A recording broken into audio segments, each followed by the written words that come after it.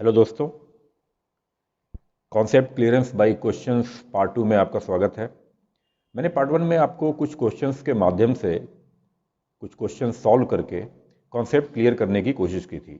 मुझे बहुत उम्मीद है कि आप लोगों के कॉन्सेप्ट कुछ हद तक क्लियर हुए होंगे। इस टर्म में आगे बढ़ते हुए हम लोग पार्ट 2 पे आ गए हैं और कुछ क्वेश्चंस और कुछ कॉन्सेप्ट्स आज फिर हम लोग क्लियर करेंगे। मैं आज आप लोगों को कुछ टॉपिक बताऊं उसके पहले मैं आपको बता दूं कि हमारा टेलीग्राम का लिंक और नेट का लिंक दोनों आपको दिया गया है। इस पर आप क्लिक करके जो भी मटेरियल हमारे पास अवेलेबल है उस तक जा सकते हैं, डाउनलोड कर सकते हैं।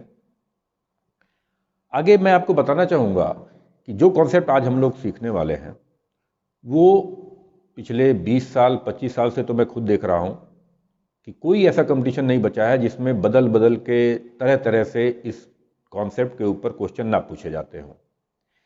लेटेस्ट क्वेश्चन मैंने कुछ कंपटीशन के इसमें डाले हैं जो आपके साथ सॉल्व करूंगा। और नीट सीपीएमटी पहले हुआ करता था, उसमें AIEEE में कोई कंपटीशन ऐसा नहीं है जिसने इन कॉन्सेप्ट के ऊपर क्वेश्चंस को दिया ना हो और स्टूडेंट्स उसमें जाके कंफ्यूज हुए ना हो। तो फ्रेंड्स, हम लोग इसमें आगे बढ़ते हुए सबसे पहले कुछ कॉन्सेप्ट्स को सीखें ताकि उन क्वेश्चंस पे हम लोग अप्लाई करना जान पाए। क्या होता है जब हम लोग किसी मेटेलिक कंडक्टर को, मेटेलिक शेल को अगर चार्ज देते हैं? क्या होता है अगर हम लोग चार्ज तो देते हैं लेकिन कंडक्टर जो है या जो शेल है वो मेटेलिक ना हो, नॉन मेटेलिक हो, यानी फाइबर का बना हुआ हो, प्लास्टिक का बना हुआ हो, तब क्या होता है? क्या दोनों में डिफरेंस है? इन सब चीज़ों के बारे में आज हम लोग जानकारी लेने वाले हैं। क्या क्या हम लोगों ने सीख लिया है, क्या क्या फार्मूले हमको पता है, मैं अगर आपको बताऊं तो सबसे पहले हम लोगों ने फार्मूला सीखा है coulomb's law, F is equal to 1/4 pi epsilon naught Q1 Q2 by r square. Coulomb's law को ही इलेक्ट्रिक फील्ड के फॉर्म में सीखा है, E is equal to 1/4 pi epsilon naught Q by r square. इसके साथ ही साथ गॉस लॉ सीखा है, integration of E dot d s is equal to Q/एप्सिलॉन नॉट। इसी के साथ साथ हम लोगों ने सीखा है potential V is equal to infinity to r E dot d r. इसी के साथ साथ हमने सीखा है E is equal to minus del V by del r. इतनी सारी चीज़ें हम लोगों ने सीखी हैं। हमें ये फार्मूले हर एक टाइम पे याद रहने चाहिए। हम लोग कंपेयर करेंगे कि अगर दो शेल्स हैं हमारे पास, एक तो आपका मेटेलिक शेल है, मेटेलिक शेल, और एक आपका नॉन मेटेलिक है।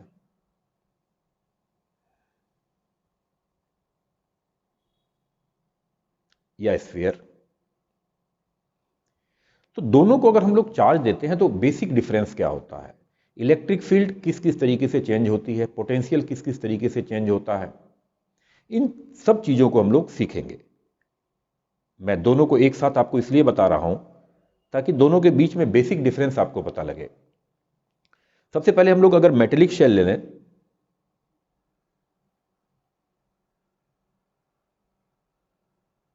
और मेटेलिक शेल को कोई क्यू चार्ज सपोज करिए, पॉजिटिव क्यू चार्ज हम लोग उसको देते हैं, तो क्यू चार्ज उसके सरफेस पे इवनली डिस्ट्रीब्यूट हो जाता है हर तरफ बराबर से।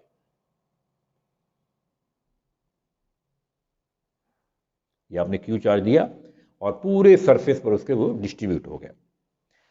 अगर हम लोग इलेक्ट्रिक फील्ड की बात करें, किसी पॉइंट पे जो कि शेल के अंदर हो, इस पर अगर हम लोग इलेक्ट्रिक फील्ड की बात करें तो हम लोग को सबसे पहला काम रहेगा कि हम लोग गॉसियन सरफेस खींचें, गॉसियन सरफेस ड्रॉ करें और integration of E dot d S लगाएं। क्योंकि गॉसियन सरफेस के अंदर, क्योंकि आपका शेल है, अगर ये मेटल भी होता या फिर सॉलिड भी अगर स्फीयर होता तो सारा का सारा चार्ज बाहर आ जाने वाला था। तो अगर गॉसियन सरफेस हम लोगों ने अंदर लिया है, शेल के अंदर लिया है, तो उसके अंदर चार्ज कितना है? उसके अंदर चार्ज तो कुछ नहीं है। इसका मतलब Q की वैल्यू यहां पे 0 है। इसका मतलब integration of E dot d S zero है। इसका मतलब डी एस तो जीरो नहीं हो सकता, इसका मतलब ई जीरो है। यानी कि मेटल का अगर स्फीयर है या मेटल का अगर शेल है, उसको हम लोग अगर चार्ज देते हैं तो उसके अंदर इलेक्ट्रिक फील्ड हमेशा जीरो आता है। हाँ, अगर आप बाहर देखेंगे, बाहरी सरफेस पे अगर आप देखेंगे या किसी पॉइंट पे देखेंगे तो आपको गॉसियन सरफेस बाहर लेना पड़ेगा और उस गॉसियन सरफेस के अंदर चार्ज आ जाएगा। कितना चार्ज आ जाएगा? क्यू के बराबर ही। तो बाहरी सरफेस पे यानी बाहर अगर आप मेटल के चलेंगे या शेल के बाहर चलेंगे तो वो आपका formula E is equal to 1/4πε0 Q by r square. Simple. तो इसका मतलब कि अगर मैं इसको ग्राफिकल फॉर्म में रिप्रेजेंट करना चाहूं तो कैसे करूंगा? ग्राफिकल फॉर्म में मैं रिप्रेजेंट करूंगा इलेक्ट्रिक फील्ड को कि अंदर तो मेरे कोई भी इलेक्ट्रिकल फील्ड नहीं है, कोई भी इलेक्ट्रोस्टैटिक फील्ड नहीं है। ये मेरा रेडियस आर है, इसकी एक लाइन ड्रॉ कर लेते हैं ताकि आपको पता रहे। और इस समय अगर मैं इसको ड्रॉ करूं आप तो मैं देखूंगा अंदर तो इलेक्ट्रिक फील्ड नहीं है,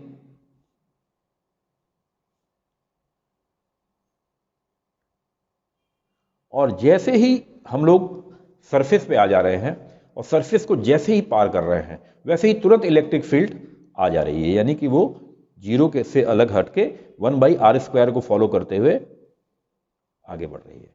यानी हमारा ग्राफ जो है वो कुछ इस तरीके का बनेगा जैसे आप देख रहे हैं।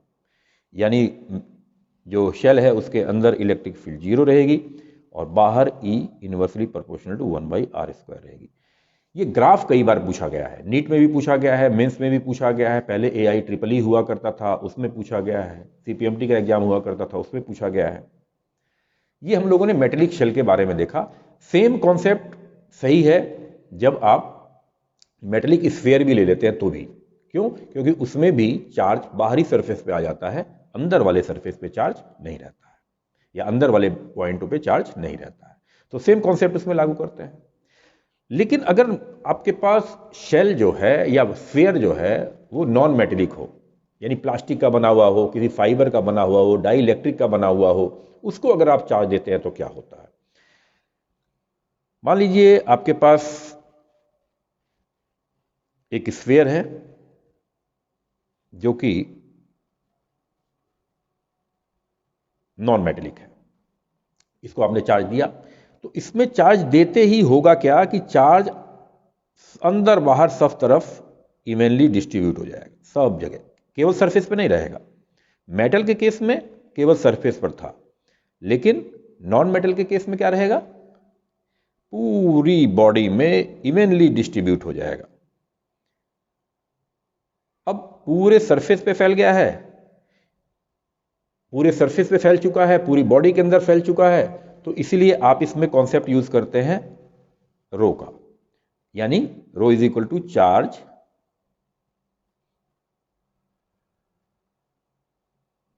पर यूनिट वॉल्यूम। अब किसी पॉइंट पे अगर आपको इलेक्ट्रिक फील्ड की वैल्यू कैलकुलेट करनी है तो आप रो का कॉन्सेप्ट यूज करते हैं, यानी कि पर यूनिट चार्ज या पर यूनिट वॉल्यूम कितना चार्ज है उस कॉन्सेप्ट को वहां पर यूज करते हैं। अब हम देखेंगे मेटेलिक और नॉन मेटेलिक केस में डिफरेंस क्या आया। यहां पे फिर मैंने एक गाउसियन सरफेस चूज किया, मुझे अंदर जो स्फीयर है, प्लास्टिक का स्फीयर या फिर फाइबर का या कोई डाइलेक्ट्रिक का जो स्फीयर है उसके अंदर इलेक्ट्रिक फील्ड मुझे चाहिए, तो मुझे क्या करना पड़ेगा? मुझे फिर गाउसियन सरफेस चूज करना पड़ेगा अंदर।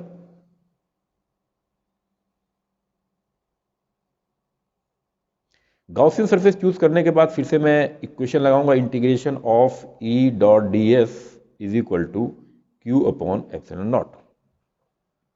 जो भी चार्ज आपने इसको दिया है वो पूरे बॉडी में फैल चुका है, इसलिए आपको वॉल्यूम चार्ज डेंसिटी रो मिली हुई है। यह है आपका volume charge density rho.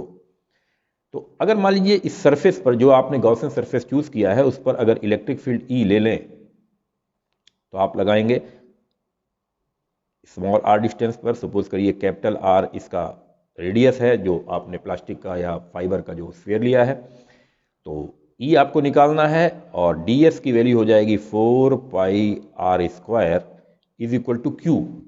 Q का मतलब हो गया कि आपने जो गाउसियन सरफेस चूज किया है उसके अंदर कितना चार्ज बैठा हुआ है, अंदर कितना चार्ज बैठा हुआ है। तो ये बराबर किसके होगा, जो आपने गाउसियन सरफेस चूज किया है, स्फेरिकल सरफेस चूज किया, उसका volume and multiplied by rho, यानी वॉल्यूम चार्ज डेंसिटी।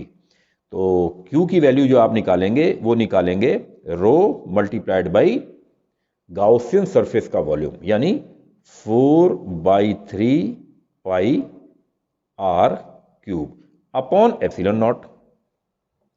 अब आप देखेंगे इस आर स्क्वायर से ये आर का क्यूब कैंसिल हो गया और 4 पाई से ये 4 पाई कैंसिल हो गया और ई की वैल्यू आपकी आ गई rho upon 3 epsilon naught into are.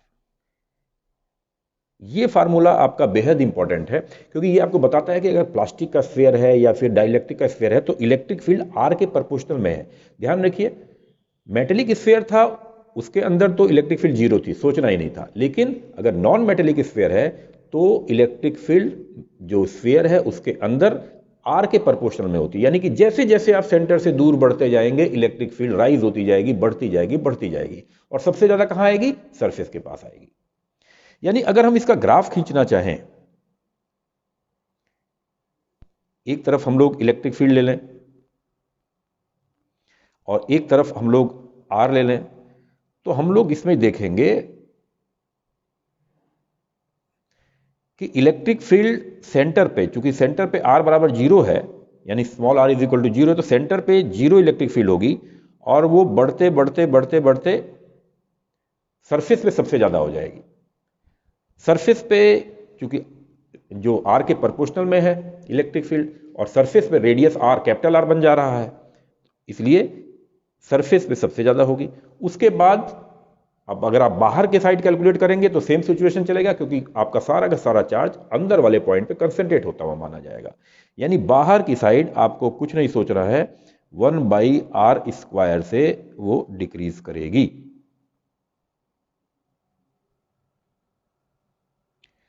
तो ध्यान रखना है कि अगर प्लास्टिक का स्फीयर है, डाइलेक्ट्रिक मटेरियल का स्फीयर है, तो उसके अंदर इलेक्ट्रिक फील्ड आर के प्रोपोर्शनल में होती है, यानी ग्राफ। ये ग्राफ भी कई बार पूछा गया है, जो लोग पहले से पढ़े हुए हैं वो दोनों ग्राफ को पहचान रहे होंगे और जैसे मैंने प्रूफ किया है वैसे वो लोग प्रूफ भी कर सकते हैं। अब हमें ध्यान रखना है ये formula E is equal to rho upon thrice epsilon naught और R electric field vector quantity है, तो हमें डायरेक्शन भी बताना पड़ सकता है। तो डायरेक्शन कैसी रहेगी, जिस पॉइंट पर आप इलेक्ट्रिक फील्ड देख रहे हैं उसी से अवे, यानी आर के ही डायरेक्शन में रहेगी। तो ये आप फार्मूला ध्यान रखें।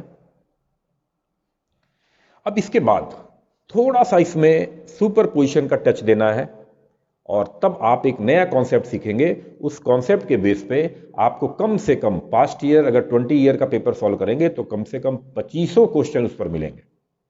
आइए देखें उसको भी, उम्मीद कर रहा हूं कि ये आपको समझ में आया होगा।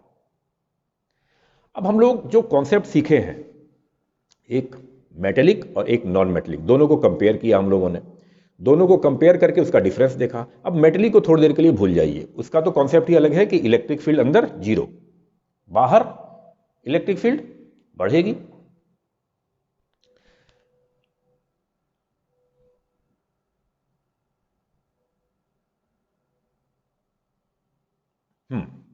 अब देखें हमारे पास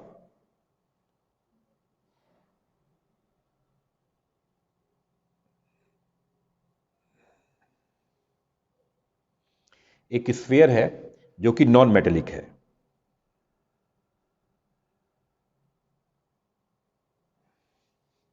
और इसको आपने चार्ज दे दिया है और वॉल्यूम चार्ज डेंसिटी रो है, कोई वॉल्यूम चार्ज डेंसिटी तो होगी और वो भी प्लस रो है।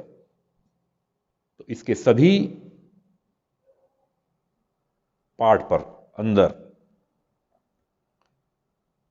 चार्ज डिस्ट्रीब्यूट हो जाएगा। एक और आपके पास मेटेलिक स्फीयर है, सॉरी नॉन मेटेलिक स्फीयर है, जो कि इससे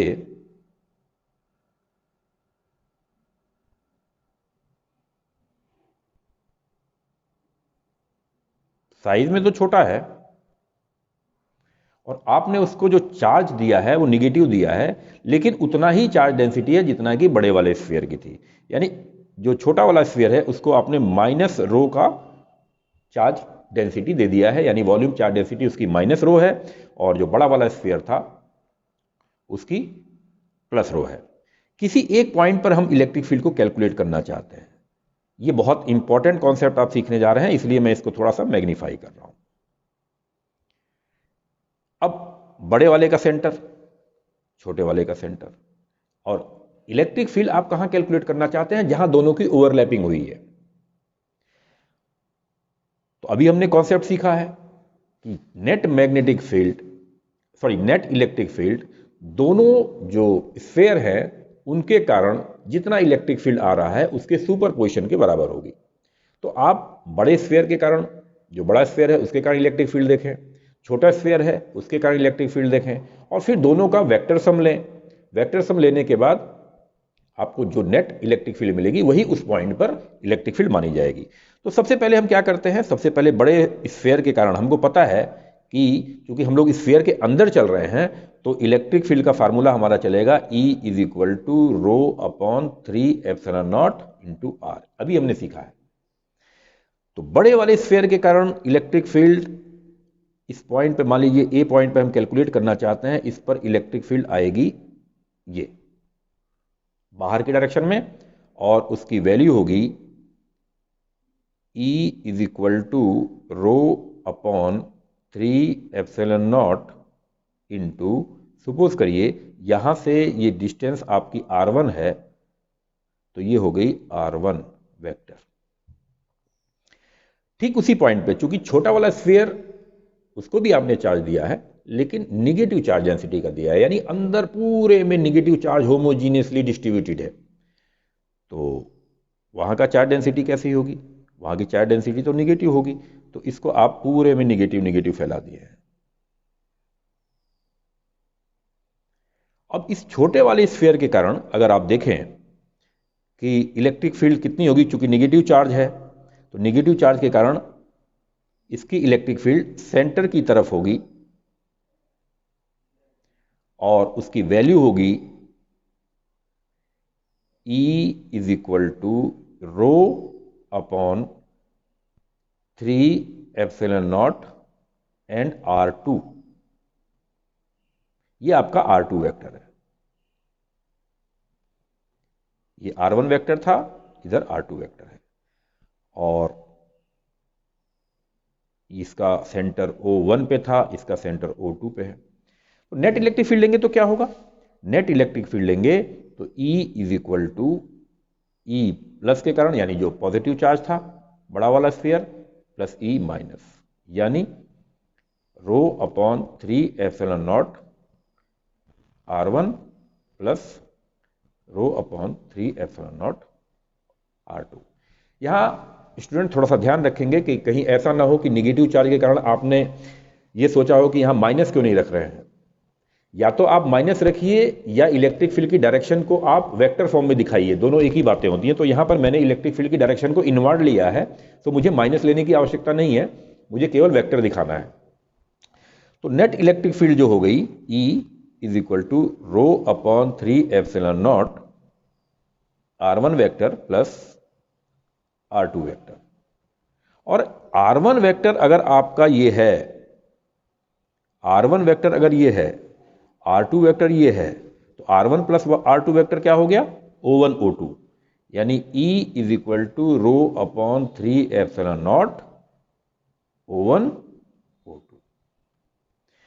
इसका मतलब कि जो ओवरलैपिंग है वहां पर, चूंकि O1 और O2 यानी दोनों जो स्फीयर है उसके सेंटर के बीच की डिस्टेंस तो कांस्टेंट है, तो इसका मतलब इलेक्ट्रिक फील्ड भी ओवरलैपिंग पे कांस्टेंट रहेगी, यानी यूनिफॉर्म रहेगी। दूसरी बात, डायरेक्शन O से O1 की तरफ रहेगी या O1 से O2 की तरफ रहेगी। इसका मतलब अगर मैं इलेक्ट्रिक फील्ड को बताना चाहूं तो O1 से O2 की डायरेक्शन में रहेगी और होमोजीनियस रहेगी, यानी इलेक्ट्रिक फील्ड मैं इस तरह से दिखाऊंगा। इसको नए फिगर पे अगर आप देखना चाहें कि एक्चुअल में सिचुएशन क्या है, कॉन्सेप्ट तो आपने सीखा, लेकिन उसके बाद अगर आप देखना चाहते हैं, सपोज करिए ये एक नॉन मेटेलिक स्फीयर है जिस पर आपने पॉजिटिव वॉल्यूम चार्ज डेंसिटी दे रखी है, एक आपके पास यहां पर और स्फीयर है जो कि ओवरलैप कर रहा है, उसको आपने माइनस दे रखी है। तो जहां ओवरलैपिंग हो रही है वहां पर जो इलेक्ट्रिक फील्ड की डायरेक्शन होगी वो O1 और O2 दोनों की डायरेक्शन में ही मानी जाएगी और होमोजीनियस रहेगी, यानी यूनिफॉर्म रहेगी।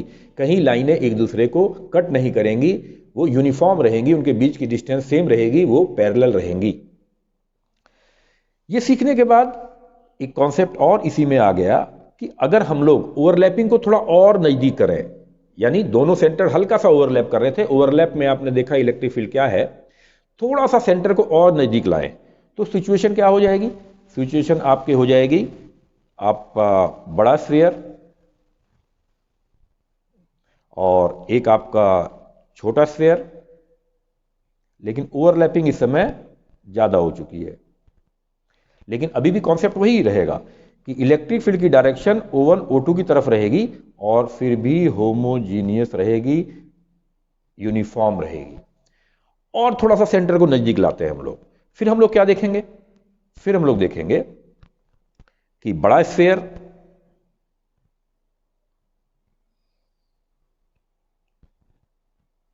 और छोटा स्फीयर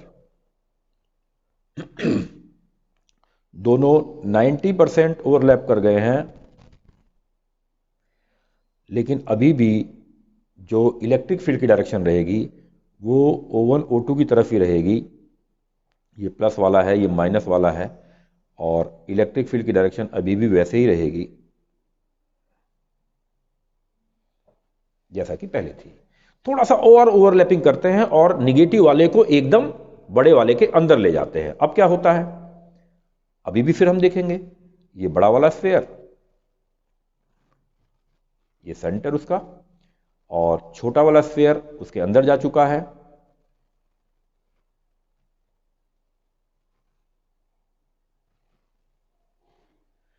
बड़ा वाला पॉजिटिव चार्ज डेंसिटी का था, छोटा वाला निगेटिव चार्ज डेंसिटी का था। अब निगेटिव अगर अंदर चला गया पॉजिटिव के पास तो हुआ क्या? उसने जितना पॉजिटिव चार्ज था उतना निगेटिव होने के कारण वहां पर चार्ज खत्म कर दिया। यानी आप दूसरे टर्म में ये कह सकते हैं, दूसरे शब्दों में ये कह सकते हैं कि वहां पर एक कैविटी क्रिएट हो गई। यानी ये समझ लीजिए कैविटी बनाने का एक तरीका हो गया। या अगर आपसे कैविटी के बारे में क्वेश्चन पूछा जाएगा तो आप ये मान के चलेंगे कि एक निगेटिव चार्ज का या निगेटिव चार्ज का यूनिफॉर्म डिस्ट्रीब्यूटेड निगेटिव चार्ज का स्फीयर पॉजिटिव वाले में घुस गया है, तो आप उसको क्या बोलेंगे? कैविटी। अब देखें, बड़ा वाला स्फीयर है, इसका सेंटर O1 है, छोटा वाला स्फीयर इसका सेंटर O2 है। बड़ा वाला पॉजिटिव चार्ज वाला था, सब जगह पॉजिटिव चार्ज था, छोटा वाला निगेटिव चार्ज का था। तो जब निगेटिव चार्ज वाला अंदर आया और जहां पॉजिटिव चार्ज उसको मिला वहां वहां उसने चार्ज न्यूट्रलाइज कर दिया, तो वो क्या हो गया? वो बन गया कैविटी। अब कैविटी बन गई, लेकिन कॉन्सेप्ट वही रहेगा कि ओवरलैपिंग तो है ही है, तो ओवरलैपिंग फुल हो चुकी है और यहां पर भी इलेक्ट्रिक फील्ड जो रहेगी वो होमोजीनियस रहेगी, यानी उनके बीच की डिस्टेंस सेम रहेगी और O1 से O2 की डायरेक्शन में रहेगी। और मैग्नीट्यूड की जहां तक की बात करें तो जितना O1 और O2 का मैग्नीट्यूड रहेगा उतना ही ज्यादा इलेक्ट्रिक फील्ड रहेगी। यानी जैसे जैसे हम कैविटी सेंटर की तरफ बढ़ाएंगे वैसे वैसे ही O1 O2 की दूरी कम होती चली जाएगी और इलेक्ट्रिक फील्ड भी डाउन होता चला जाएगा। अब अगर आप देखें, बड़ा स्फीयर अगर आप लेते हैं और छोटा स्फीयर अगर आप लेते हैं और ओवरलैपिंग आपने बिल्कुल एकदम इस तरीके से कर दिया, ओवरलैपिंग,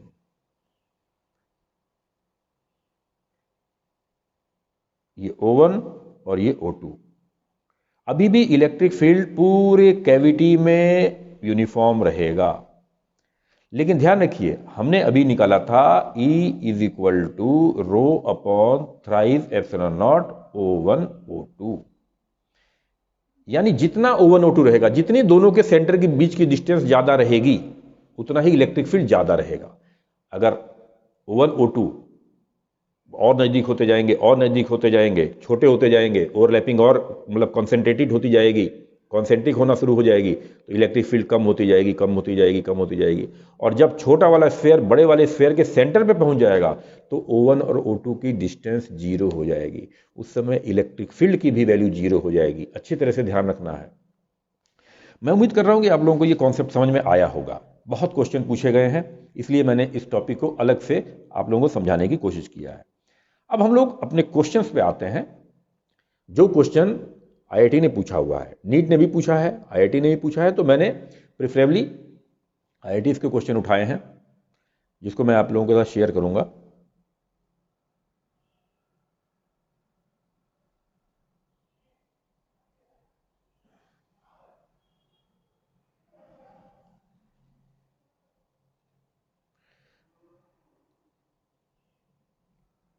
अब देखें, ये क्वेश्चन 2013 एडवांस में आ चुका है, आईआईटी एडवांस में ऑब्वियसली। क्वेश्चन है टू नॉन कंडक्टिंग स्फीयर। ध्यान रखिए, कंडक्टिंग का केस मैंने अलग बताया था, वो यहां पर गैर जरूरी है, बहुत ज्यादा उसको सोचना ही नहीं है। नॉन कंडक्टिंग का केस अलग है। नॉन कंडक्टिंग में फिर से मैं याद दिला दूं, इलेक्ट्रिक फील्ड सेंटर से सरफेस तक बढ़ती चली जाती है, बाद में 1/r² से डाउन होती है।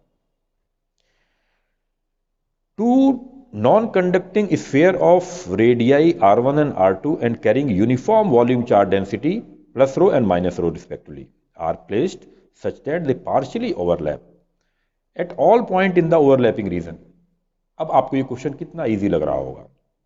All point in the overlapping region electrostatic field is zero. ये गलत हो गया क्योंकि इलेक्ट्रिक फील्ड जो ओवरलैपिंग में रहेगी वो सेंटर से O1 O2 की तरफ ही चलेगी और हर तरफ यूनिफॉर्मली डिस्ट्रीब्यूटेड लाइनें रहेंगी ऐसे।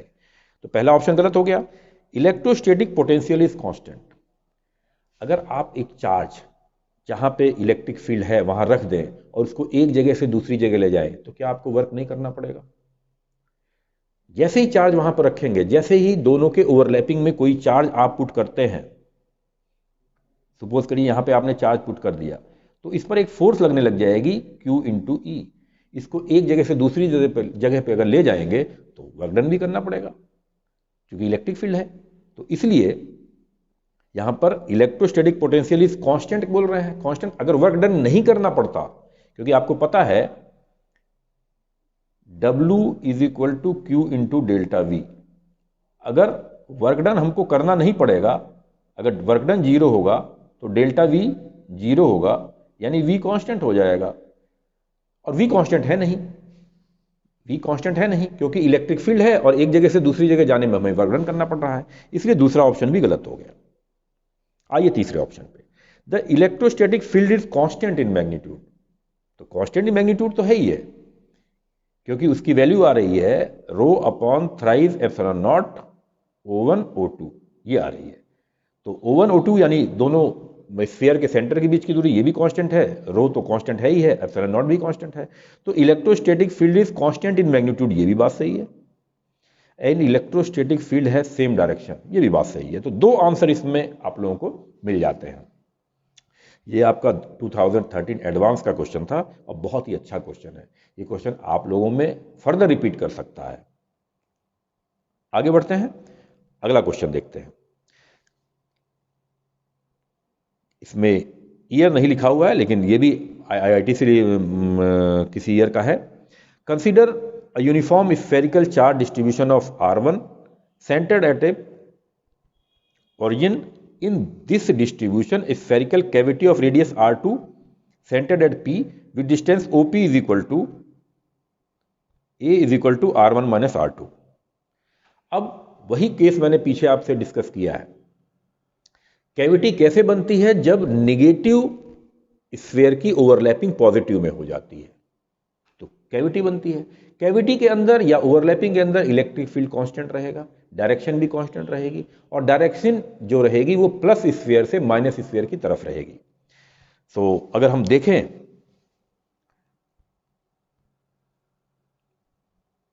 इन्होंने कहा है कि uniform spherical charge distribution of radius R1 centre. अब इसको आपने पॉजिटिव चार्ज मान लीजिए दे दिया है, तो इसका मतलब जो कैविटी में इलेक्ट्रिक फील्ड रहेगी वो प्लस से माइनस की तरफ रहेगी और यूनिफॉर्म रहेगी।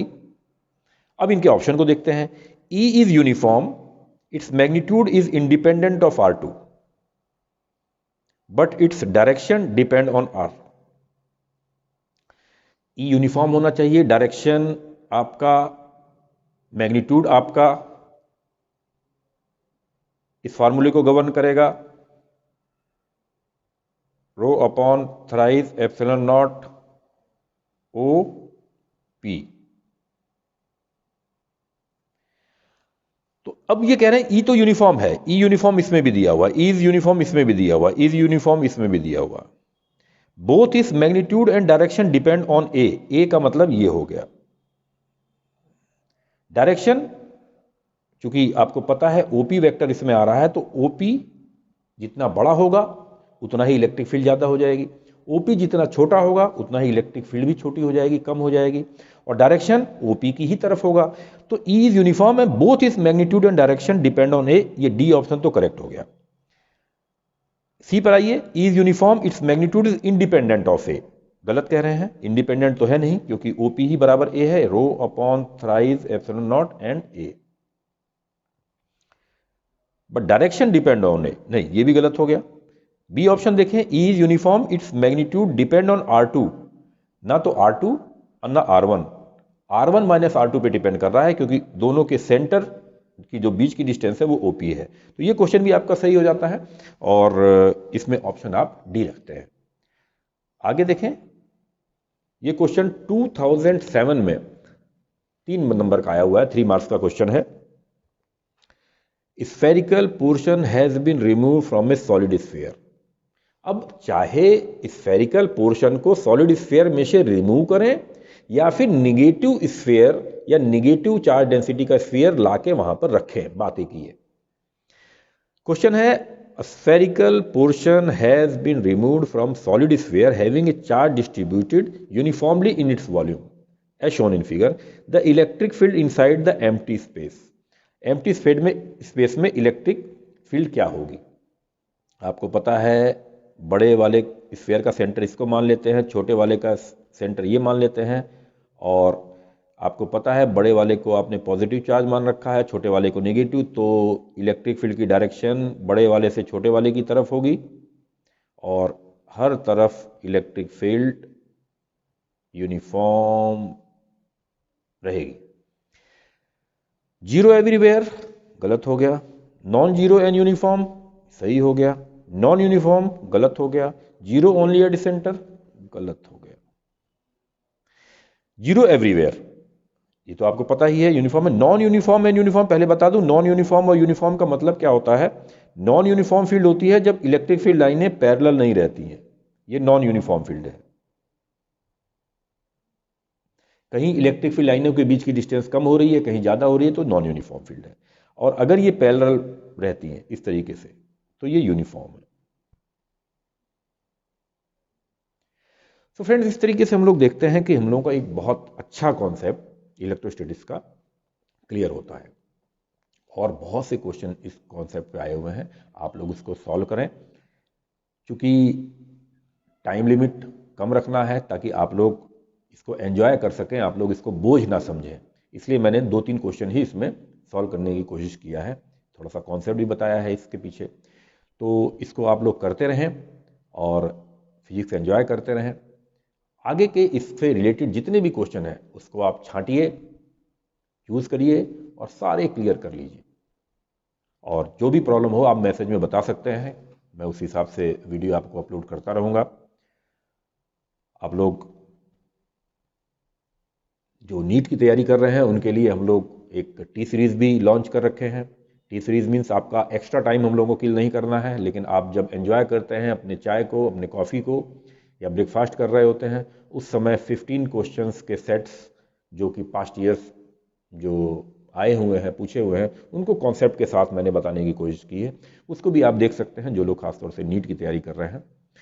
और मैं उम्मीद करता हूं कि उससे आपके कॉन्सेप्ट्स जो हैं 1-1.5 महीने के अंदर अंदर बहुत मजबूत हो जाएंगे। ओके फ्रेंड्स, एंजॉय करते रहिए, फिजिक्स को पढ़ते रहिए।